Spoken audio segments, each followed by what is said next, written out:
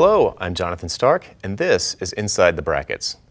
This month, HTML5 versus native, who will win? Each camp has valid arguments, but each camp also has rabid fanboys, which makes it difficult to sort through the issues, get past the hyperbole, and decide which is the best for your next project. With that, let's introduce our guests. First, we have Dan Bricklin of Software Garden Inc. and the father of the spreadsheet. We have Drew Crawford, owner of Drew Crawford Apps, Dave Methvin, president of the jQuery Foundation, and Mike Richmond, an architect in the Open Source Technology Center at Intel. Drew, I'd like to start with you. You recently wrote a blog post about HTML5 and why mobile or web apps are slow. Right. What led you to write that? I essentially got fed up with so many discussions that really were more platitude-based, that didn't really have any basis in fact. And obviously, native development is a big part of my job, and I get in a lot of discussions with clients and customers and other people. And so I sort of wanted something that would be more definitive and use more technical language and introduce more numbers and facts into the discussion. Mm-hmm. And what was your basic point? Mobile web apps are slow, and they will continue to be slow for quite some time. Mm-hmm. What do you think about that? Well, I think what he proved was that they're slower for many things. Mm-hmm. Not necessarily everything, but what Drew did is to put down some real numbers to say that if you're trying to compare the speed, when you care about the speed for certain things, here's some real numbers. Let's not just say one's fast, one's slow, but it's how fast you need to be becomes the question. If your car can go 150 miles an hour and you're in a 35 zone, that doesn't matter. But if you need to go 150 miles an hour, then it does matter. You really have to understand when does that matter. There's a big difference in speed. Also, there's some other things you may not be measuring, like garbage collection, and you should take that into account. Dave, I'd like to go to you. So we're immediately hitting on some key concerns for developers. How do people decide which way to go, do you think? Well, I think the issue really is that if HTML5 is fast enough, it's really the preferable way to go because it usually is faster for development as well, and it addresses the portability issue. So rather than just getting one platform, you get a series of platforms and potentially just even the ability to use any web browser from any platform, which is something you're not going to get when you go native. What would be an example where you'd say you definitely should do a native application? I think any native application would be the right way to go if you had a situation where you needed to use some specific feature of the platform that wasn't easily available through HTML. And that might be a special sensor. It may be that you need full integration with a device like the camera, and you're not going to be able to get that if you're going through HTML5. So Mike, what's Intel's take on all of this? Well, we see the web that has embraced HTML5 as continuing to be an amazing platform for a broad range of experiences. What has happened in the last few years is that facilities are being added to the standard that allow applications to be built, not just websites. And we think that's a really exciting development. We're all about what's the quickest way to get new capabilities into consumers' hands. So Drew, let me play devil's advocate for a moment. Are there kinds of apps that you think HTML would be superior for? Anything where time to market is the primary factor. Anything where consumers don't have a lot of choice. Maybe you're entering a new market, or there's not currently software that really effectively competes with the thing that you're producing. Dan, to you, similar question. Are there any apps where you might forego HTML5? Oh, yeah. I did for my own app. I have an app that Notetaker HD, which is for handwriting and zooming in and out of the handwriting and rendering on top of PDFs. And you just have to use the hardware, and you're pushing it like crazy to do that. And I had to go down to C for that, but it only runs on the iPad. And I get people asking me, why isn't it on Android? Well, I don't have time to put it on Android. So clearly there are a lot of applications where the speed for certain controls matter, and that HTML is just not as well suited. So you really have to understand what is easy to program in that particular system and what isn't, and what's the most important thing for your app. What is the thing that's going to make it or break it, and is that something that means that you have to go one way or the other? So Drew, if you're in our audience, how do you know which one of those camps you fall into. I would tell you that if you are going to do web, you should have a very clear reason for why customers are going to choose a web experience over the other options that are available to them. So you should have some sort of guiding light that would tell you, okay, maybe I'm working on a social network, and so it's really important that I get to market quickly and attract users.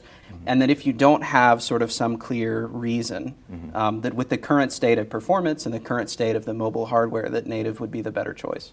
It's hard for me to imagine an application developer who has a situation where deadlines and time to market don't matter.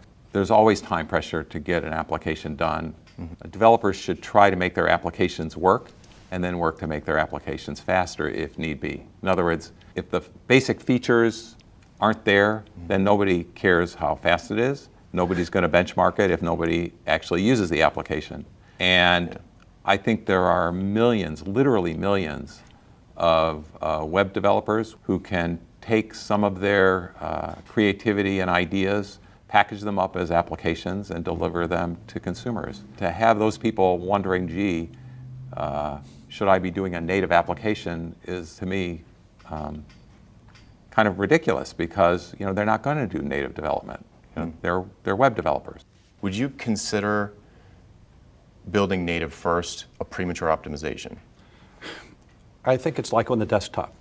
Do you make a website, or do you build an app, a native app that has to run, application that runs on the desktop? We've gone for where everything used to be native and you only use the web for a little bit, to now we use the web for everything we can. Start in HTML5. If it isn't appropriate, then start thinking, and then you'll find out if you can't program it, you'll hire somebody like Drew. Right. Which is how it sort of works, because you don't have programmers who know how to program natively. It isn't like you can just pick this up in a few minutes. I think the problem for individual developers is they see these controversies, and in a lot of cases, the circumstances of the controversial apps, things like Facebook or LinkedIn, don't apply to the apps they're building, right? Right. So, my recommendation to developers is they have to understand what their application is actually all about. And so one really top-level filter: is your application something that could have been done with a website and a bookmark back when that was the way to do things? If the answer is yes, then web technologies are a no-brainer. Then you can go to a second-level filter, if you will. You can go to a website like jqmgallery.com, which is a sampling of jQuery applications. And there's a couple hundred apps there that are all different, but they all kind of fit a pattern. And if you look at them long enough, and look at the screenshots, you can say, wow, yeah, that's kind of what I'm trying to do. Exactly. Right? Does it look like my app? And if it does, then there's a good chance I Right. could write with this. as And well. there are, just countless apps that fit in that category. If you're trying to do something, on the other hand, that you've never seen anybody else do, and seems to be something where you're going to have to really push the hardware to the limit, okay, then maybe you should be doing native development. People need to realize that most apps aren't that demanding, and most apps aren't that exceptional. And maybe that's too bad, but hey, you get paid to deliver something, and you should use the right technology for the job. I don't think that's true. I think most apps are that exceptional. If you take a look at many of the demos of HTML5 apps that you were talking about, and you set them side by side with a native app, there's a very clear difference in things like scrolling. Is the scrolling smooth? If a user's reordering a list, does the list item snap up when they press their finger? And so things like that, details like that, I think are really important. If you look at studies on the web, things like how fast can I make a purchase, how fast does this page load, those things matter, and they matter at 100 milliseconds, 50 milliseconds, and they create money. I mean, if you can take Amazon from 100 milliseconds to 50 milliseconds, you can print a lot of money. For somebody in a factory to be able to, or a salesperson who has to be able to use the latest stuff to be able to tell the customer about their product, those are not very complex apps. And the difference between a 10-second and a 1-second response doesn't matter as much as 10-second versus not having the information. Sure. So you really have to think, especially in the business-to-business area or business-to-employee, the B2E area. Right. It's different than what you're talking about, which is the app is your front store. The app has to be crafted that way. Not every app has to be that way.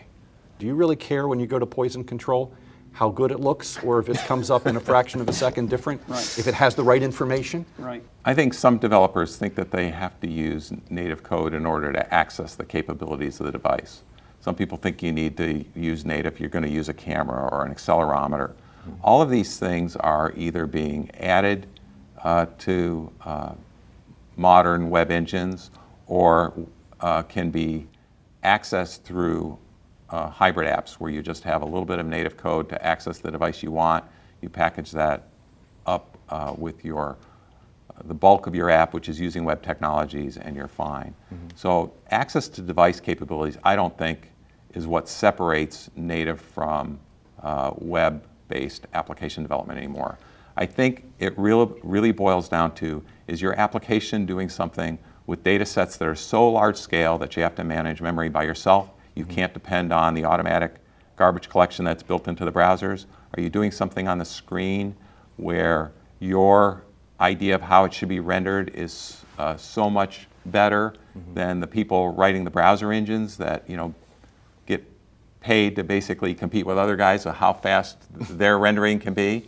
And then I think there are still issues for applications where you have a lot of data coming down and you're scrolling through long lists. So as a native default, world. a web, and if you can't deliver the experience you're trying to deliver, your users expect, or meets your business needs, then okay, maybe move to hybrid, then maybe move to native. I want to shift gears a little bit.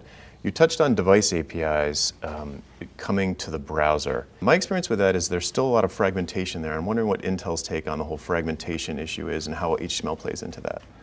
Well, device APIs are a relatively new development in the W3C. There was for a while a real resistance to adding device access to web browsers for fear that knowing what hardware was in a device along with cookies and history would allow commercial sites to fingerprint a consumer and follow them around the web.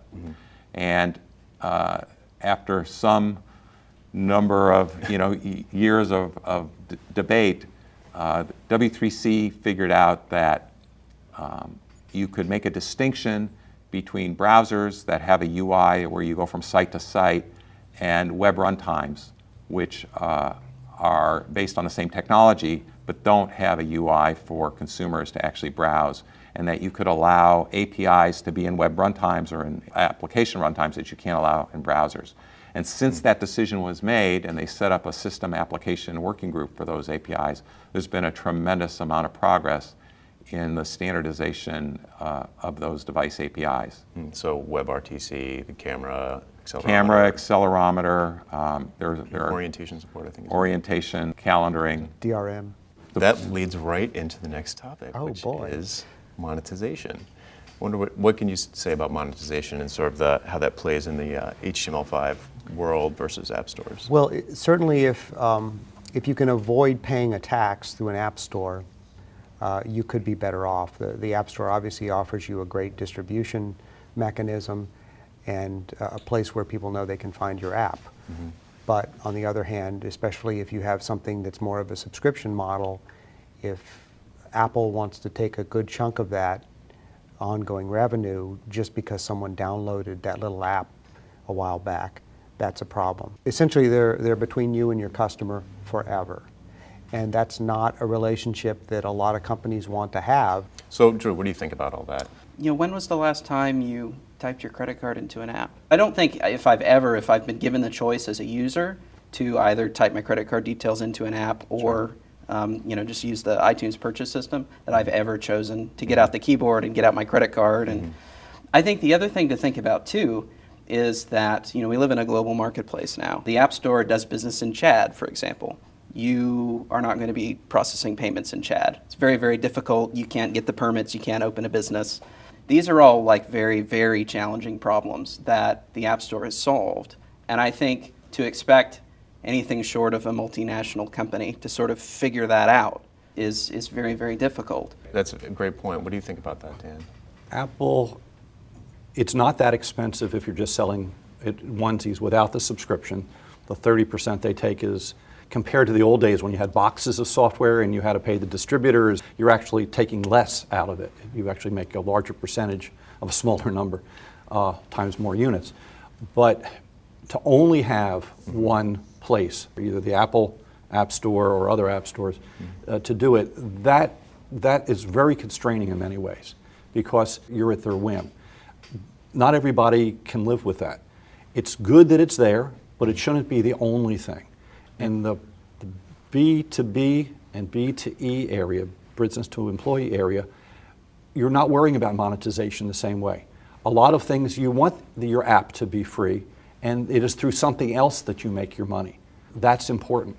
And you have to distinguish between these different things. The App Store is wonderful for consumers, but consumers have many different needs.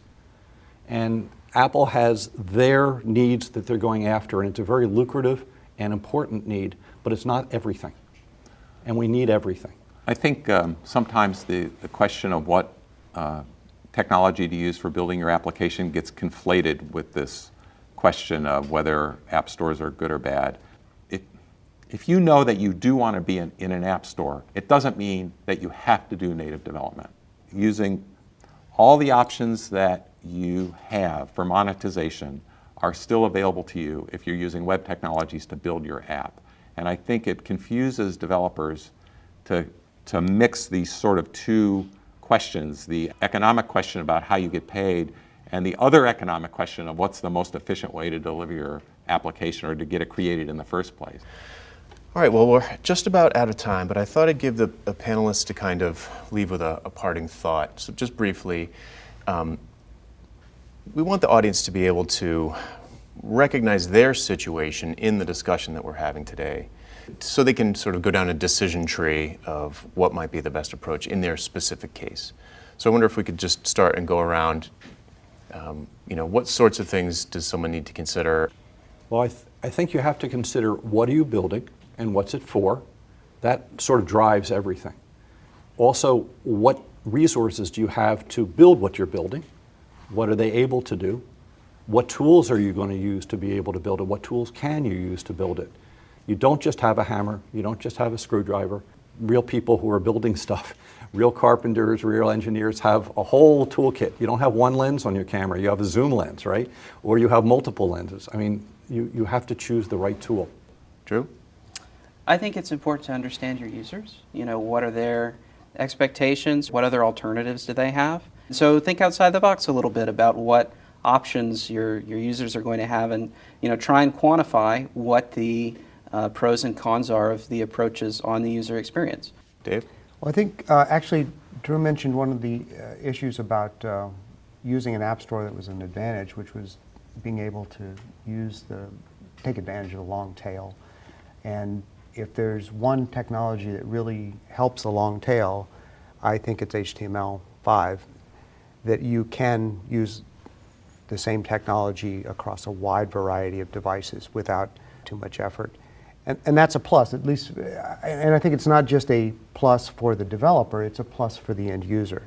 I think people would be surprised to find out how many applications they're using today that are actually built using web technologies. They happen to come from an app store, and so in order to be in the app store, they were wrapped with a native wrapper. They're actually being built using web technologies. I think most developers probably can use web technologies to get the job done that they're trying to get done. It's only really the most demanding applications that require native programming. All right, great.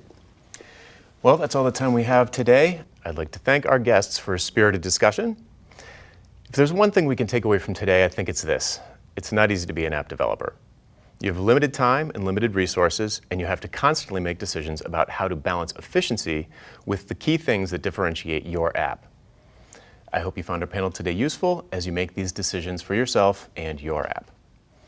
Thanks for joining us for Inside the Brackets, and be sure to tune into future episodes in the coming months where we'll be exploring HTML5 tools and resources, as well as the role of HTML5 in the enterprise.